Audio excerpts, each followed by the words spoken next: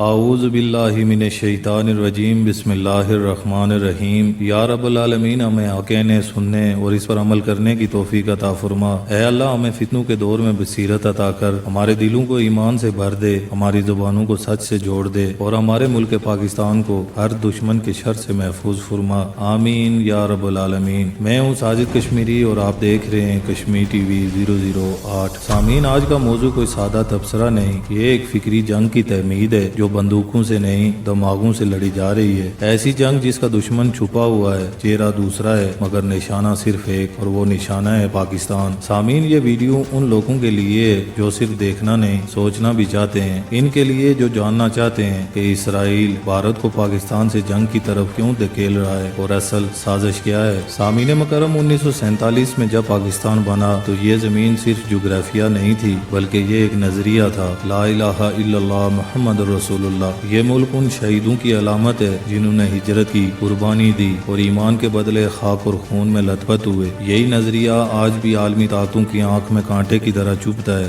کیونکہ پاکستان وہ واحد مسلم ریاست ہے جو ایٹمی طاقت رکھتی ہے، ایک ایسی حقیقت جو نہ اسرائیل کو ہضم ہوتی ہے نہ بھارت کو۔ سامعین مکرم، جب دنیا کی توجہ مشرق وسطیٰ میں الجھی ہوئی تھی تو اسرائیل اور بھارت نے خاموشی سے تعلقات کی بنیاد رکھی۔ آج یہ تعلقات صرف سفارتی نہیں، فوجی اور خفیہ نوعیت کے ہیں۔ 1999 کے کارگل جنگ میں اسرائیل نے بھارت کو ڈرون اور انٹیلیجنس فراہم کی۔ 2019 کے بالاکوٹ حملے میں اسرائیل کے میزائل بھارت کے طیاروں کے ساتھ تھے۔ سامعین مکرم، یہ تعلقات آج ایک خفیہ معاہدے کی صورت اختیار کر چکے ہیں۔ منصوبہ واضح ہے کہ پاکستان کو طویل جنگ میں جھونکنا، ایٹمی ہتھیار استعمال کروا دینا اور پاکستانی فوج اور ریاستی ڈھانچے کو اندر سے کمزور کر دینا۔ سامعین، اب سوال یہ ہے کہ اسرائیل کو پاکستان سے براہ راست خطرہ کیوں ہے؟ تو جواب بہت سیدھا ہے کہ اگر دنیا میں کوئی بھی مسلم ملک اسرائیل کے خلاف جوابی طاقت رکھتا ہے تو وہ صرف پاکستان ہے۔ نہ ترکی کے پاس ایٹمی ہتھیار ہیں، نہ ایران کے پاس اور نہ عرب ریاستوں کے پاس دلی جرت۔ تو اسرائیل جانتا ہے کہ اگر اس نے مسجد اقصی پر آخری وار کیا تو ایک دن ایک رات صرف ایک بٹن اور پاکستان سے آگ برسے گی۔ اسی لیے وہ چاہتا ہے کہ پاکستان کے ہتھیار کسی اور جنگ میں خرچ ہو جائیں۔ سامعین مکرم، اگر پاکستان بھارت سے ایک طویل جنگ میں الجھتا ہے تو دنیا کی نظریں دہشت گردی سے ہٹ کر ایٹمی خطرے کی طرف ہو جائیں گی۔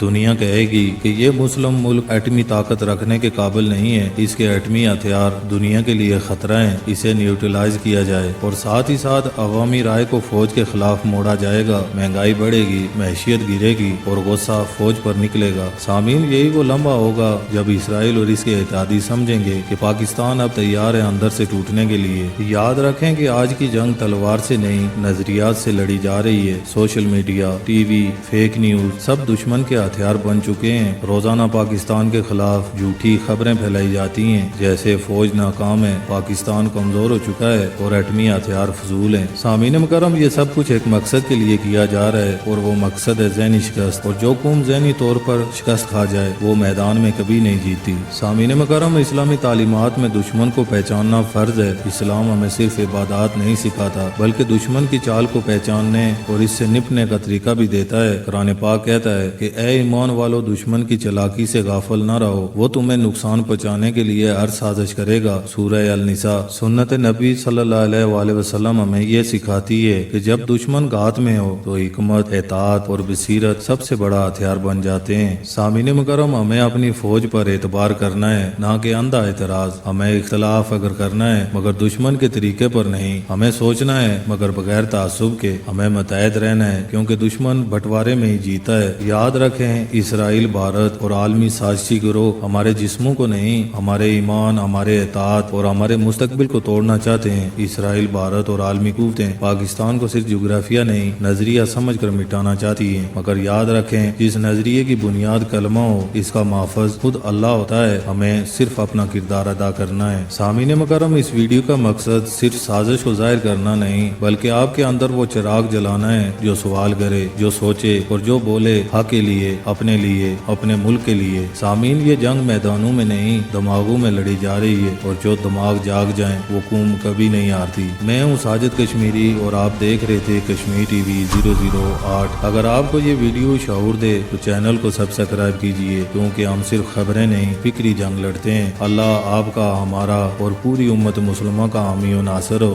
وآخر دعوانا ان الحمدللہ رب العالمین۔